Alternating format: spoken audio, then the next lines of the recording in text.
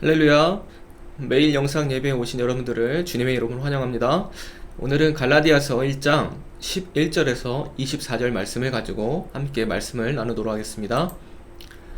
바울이 갈라디아 지역에 교회를 세우면서 많은 시간과 정성을 들여 성도들을 교육하며 교회를 하나씩 세워나갔습니다. 그러나 교회에 다른 복음을 전하는 거짓 교사들이 침투하여서 교회를 혼란스럽게 만들어갔고, 특히 바울의 사도권에 대해서 의심을 품고 공격을 가합니다. 사도라는 것은 예수님이 이 땅에 살아계실 때 직속으로 가르침을 받은 사람이어야 합니다. 그렇기 때문에 바울은 사도로서 자격이 없음을 강조하는 것이죠. 그러나 바울은 자신이 예수님을 만나서 비록 직접적인 가르침을 받지는 않았지만 다메섹 도상에 그곳에서 하나님을 만나고 회심을 하면서 자기도 사도로서 자격이 된다는 것을 누누이 강조를 하고 있습니다. 바울의 회심 사건을 통해서 바울이 어떻게 변화되었는지 함께 나누고, 그리고 그가 회심 후에 어떤 사역을 했는지 오늘 말씀을 가지고 함께 보도록 하겠습니다. 바울은 회심 전에는 교회에 속한 자가 아니라 유대교에 속하여서 교회를 심하게 핍박했던 사람이었습니다. 그래서 오늘 본문 13절과 14절의 말씀 보면은 바울은 내가 라는 단어를 쓰는데, 이 표현이 나는 유대교 골수 신자였고 또 교회를 박해하는 납작선 인물이라는 것을 강조하는 것입니다. 바울이 교회를 박해를 할 때 13절에 보니까 심히 박해하며 멸한다 라고 말합니다. 이 말은 전쟁터에서 적군을 죽이며 상대의 진영을 황폐하게 만드는 것과 같습니다.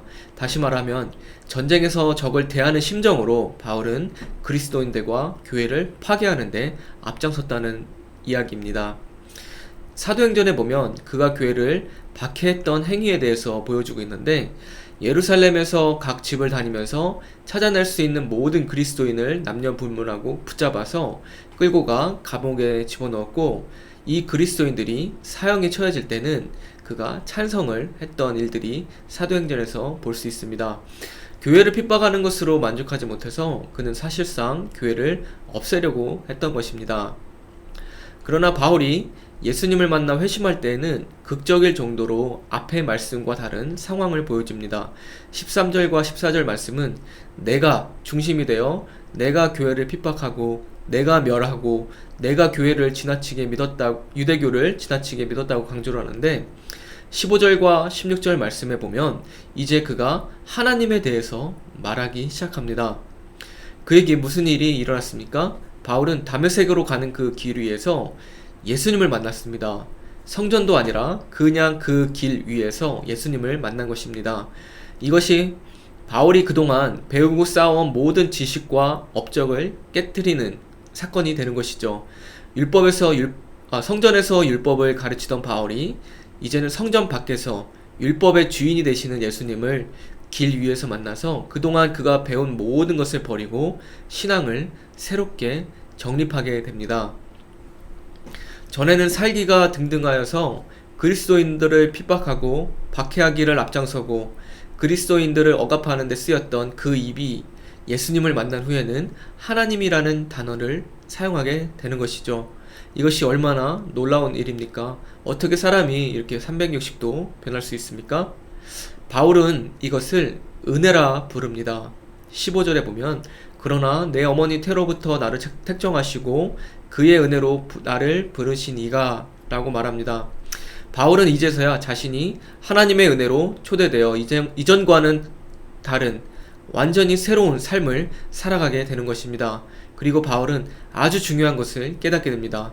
내가 이와 같이 하나님의 은혜로 나를 부르신 것은 하나님께서 쓰시려고 결정하시고 선택하신 것, 이것은 지금 이 순간이 아니라 내 어머니 태로부터 나를 택정하셨다는 것을 깨닫게 되는 것이죠.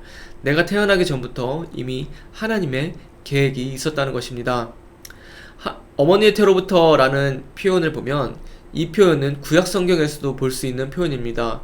선지자들이 하나님으로부터 소명의 의식을 받을 때 이런 표현을 쓰고 있는 것이죠.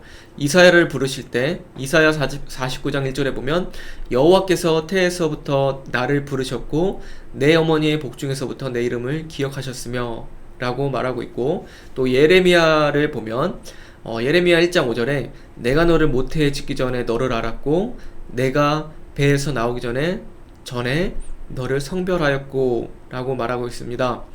이 말은 바울은 구약의 선지자들처럼 하나님으로부터 직접 소명을 받은 사람이고, 구약의 선지자들이 이방나라 가운데에 복음을 선포한 것처럼 바울도 이방나라에 복음을 전할 목적으로 부르심을 받았다는 사실입니다. 이전에는 핍박과 멸하는 일에 열심이었고 미친듯이 날뛰는 내 모든 광신적인 행위도 하나님의 기쁨에는 도저히 상대가 되지 않습니다. 그 기쁨이 무엇입니까? 16절에 보면 그를 내 속에 나타내시기를 기뻐야 했을 때 라고 말하고 있습니다. 예수 그리스도가 그의 마음에 임했을 때 성령께서 그의 모든 전 인격을 바꾸시고 새 사람으로 만드셨습니다. 그의 목적 없는 광신적인 열심은 이제 그리스도를 그의 마음에 모심으로 평안함을 얻어서 슬픔이 변하여 기쁨이 되고 애통이 변하여 즐거움이 그의 생에 넘치게 되었습니다. 여러분, 그렇습니다. 예수님을 만나면 내 삶이 변하고 내 삶의 목적이 변하게 됩니다. 전에는 불평과 원망과 두려움과 걱정의 말들이 습관처럼 버릇처럼 입에서 나왔다면 하늘로부터 오는 평안함으로 말미암아 희망과 소망의 말들이 나오게 된다는 것이죠. 나를 믿는 자는 성경의 이름과 같이 그 배에서 생수의 강이 흘러나오리라 라고 말씀했습니다. 이 말씀처럼 예수님을 믿는 사람은 그 사람의 배에서 생수가 흘러나와서 성령이 거하시는 성전이 됩니다. 그 배에서 흘러가는 생수가 나뿐만 아니라 내 주위 사람들에게까지 흘러넘치길 예수님의 이름으로 축복합니다. 바울은 자신이 예수님을 만난 후에 회심한 후에 어떤 사람도 만나지 않았습니다. 바울이 회심 후에 사도들을 만나러 가서 엄청난 체험을 나눌 법도 하지만 그리스도의 계시만으로도 충분하기에 다른 사도들을 만날 필요가 없었던 것이죠. 바울은 아라비아로 가서 3년 동안 머물면서 한적한 곳에 머물며 구약 성경과 자신이 이미 알고 있었던 예수님의 삶과 죽음에 대한 사실들과 자신의 회심 경험을 묵상하면서 예수 그리스도의 계시를 온전히 받았을 것입니다. 바울이 아라비아에서 3년을 머물렀다는 것은 큰 의미가 있는 것입니다. 예수님의 제자들이 3년간 가르침을 예수님을 통해서 받았지만 바울은 예수님께 직접 가르침을 받지 못했습니다. 그러나 바울은 아라비아에서 아무도 없는 그곳에서 이 3년이라는 시간을 통해 예수님과 독대하면서 하나님의 깊은 곳까지 경험하게 됩니다. 바울은 사도로서 충분히 자격이 있다는 것입니다. 여러분, 사람과의 관계는 아무리 친밀할지라도 영원히 지속될 수는 없습니다. 바울은 그것을 깨달았습니다.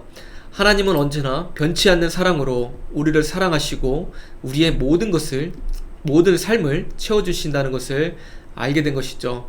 우리가 하나님과 관계를 가장 우선시하여서 항상 주님의 돌보심과 인도하심을 누리면서 살아가시는 여러분들이 되시기를 주님의 이름으로 축복합니다.